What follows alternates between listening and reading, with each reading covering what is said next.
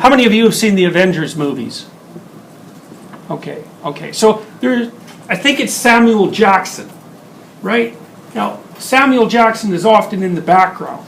And if I remember correctly, he's kind of like the mediator between these shadowy figures that sort of exist as, I don't know, they all look like middle-aged white men, and they're sort of like a power group, and they communicate on screen. I don't know exactly who they are, but Jackson plays an intermediary. But he is lacking an eye. And part of the reason you infer that Jackson is lacking an eye is because he's had a pretty long history of being involved in catastrophe, and, one consequence of that is that he's become damaged. Well, the same thing happens to Horus. So Horus goes back and he says to Seth, I see you for who you are. I know what you're up to. You're working for destruction. You want to take the state apart. There's nothing positive about what you're doing. You facilitate deception. So I'm taking the state back. So they have a big fight. And during the fight, Seth tears out one of Horus's eyes. You've all seen the image of the Egyptian eye, right? Everyone knows that image, even now, which is pretty cool. So it's got an eyebrow, and it's got an eye in the middle, and then it's got the iris, and usually the pupil is so big that it covers the whole iris. And there's a variety of reasons for that, but one of the reasons is that symbolizes interest and attention. So when you're interested in something, your pupil grows. And so Horus's pupil is really big, and he's checking things out like mad. So Horus is the eye, and he's also a falcon. And you might say, well, why is he a falcon? And the answer to that is, falcons are birds of prey, and they can really see. So that's another amplification of the idea of the eye. Now, falcons fly up above everything, even above the pyramids. And they can see wherever they want to see. And so Horus is the thing that flies up above the structures of mankind, in some sense, and can see them panoramically. So he's not encapsulated in any particular pyramid. He's the thing that's above all pyramids and looking and providing you with an overview. All right. So, and I think the best way to conceptualize Horus in modern terms is attention. That's not thought. That's a whole different thing. Like attention is what thought. Attention is the precursor to thought, in a sense. Attention is where you meet meaning. That's another way of thinking about it, Attention is actually where you take undifferentiated chaos and start to turn it into order. And you think about, how much do you like being paid attention to? People love that. Children, you don't pay attention to them, they become pathological. You don't pay attention to your partner, your relationship dissolves. No one pays attention to you, you crawl off in a corner and die. Advertisers pay for your attention. Attention, that's a currency, man. That's value. So, and you like to be paid attention to when you do good things, and maybe you'll even do terrible things so that someone pays attention to you. Attention's a big deal. We don't understand it very well. But anyways, the Egyptians conceptualized it as a god. That's smart. That's a very smart idea. Anyways, Horus grows up in the underworld. And then, when he gets kind of big and ready to contend with the world, he thinks, I'm going to take the damn state back from my evil uncle. Well, that's what you're supposed to do.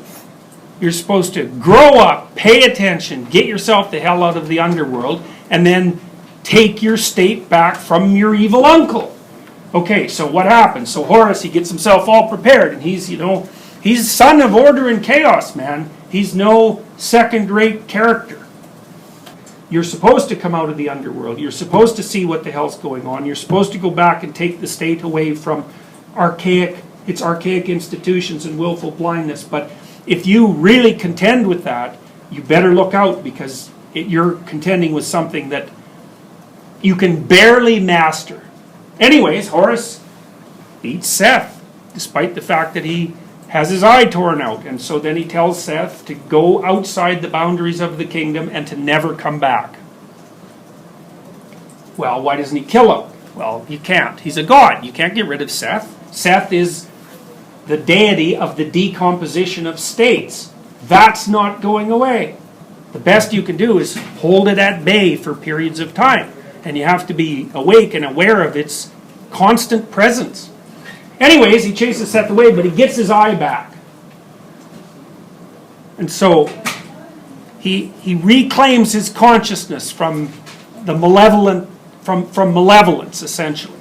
And then you might think, okay, well, what should he do? He should slap that eye back in his head, and then, he's defeated evil, so now he should be king. And that would be a good ending to the story. But that isn't what the Egyptians do, and this is where they really get brilliant, in my estimation. So Horus takes his eye, and he goes back to the underworld. So he does this voluntarily. He goes back to the underworld. And he goes back to where Osiris is existing, because it's sort of the land of the dead. And so Osiris has this weird existence. He's scattered all over Egypt, but his essence, I suppose, his spirit, is down there in the underworld, which is, it's not exactly hell. Hell is a suburb of the underworld. Like, it's the worst neighborhood of the underworld. That's a good way of thinking about it. You guys go to the underworld fairly often. You may take a rare side trip to hell, and you probably regret it. But, and we can talk about what that means, because it actually has a very specific meaning. Anyways, Osiris isn't in hell, he's just in the underworld, so he's sitting there sort of, inactive and in rough shape. So Horus goes down to the underworld, and he finds Osiris, and he gives him an eye. And so then Osiris can see again. Remember, he couldn't see, he was willfully blind, right? And so that's partly what led to his demise. So Horus gives him this eye that's been hard fought, right? It's the eye with which he encountered evil. He gives Osiris that eye, it perks him right up. And so then Horus and Osiris go back to the surface world, and they unite to form the ruler of Egypt. And so the idea is that the proper ruler is obviously the thing that can pay attention and conquer the pathology of the state and willful blindness, but it's more than that. It's the thing that does that and then rejuvenates the state. One of the lessons you can derive from Egyptian mythology is bloody well stay awake and make the little corrections when you need to. Don't be willfully blind, because if you're willfully blind, you're going to store up chaos because you're not, keeping at bay. And then one day when you're weak, it's just going to take you out. And that happens. That happens to people all the time. They let things around them degenerate back into chaos. And then one day they're weak and something else comes along to hit them and they're done. They can't get up. It's too heavy. It's too hard to hit. And so then they're down in the underworld and they stay there. So the general rule is, if you're going to go to the underworld, it's better to go on purpose and for short voyages. And that's the idea behind voluntary exposure, right? Find out what you don't want to look at. It's easy enough to do that because you're going to see yourself avoiding it. Then figure out how you can approach it and order some of it, in as big a chunks as you can manage. And do that all the time. Stay awake, because then you keep your infrastructure properly maintained, and the probability that you'll be able to tolerate a powerful blow is much, much higher. It's not certain. That's the other thing about myths. They tell you the best way to negotiate through life, but they never tell you that that will work. They just tell you that that's your best bet. And so, maybe that's enough. It might be enough. You can't leave Osiris languishing in the underworld. You have to give him vision and bring him back up to the surface, because I don't care how attentive you are. If you're also not wise, you're not going to be good for anything. And the wisdom is partly the integration of the best your culture has to offer you into your character, so that you can be an avatar of culture, an attentive avatar of culture. And then you're a well-balanced soul.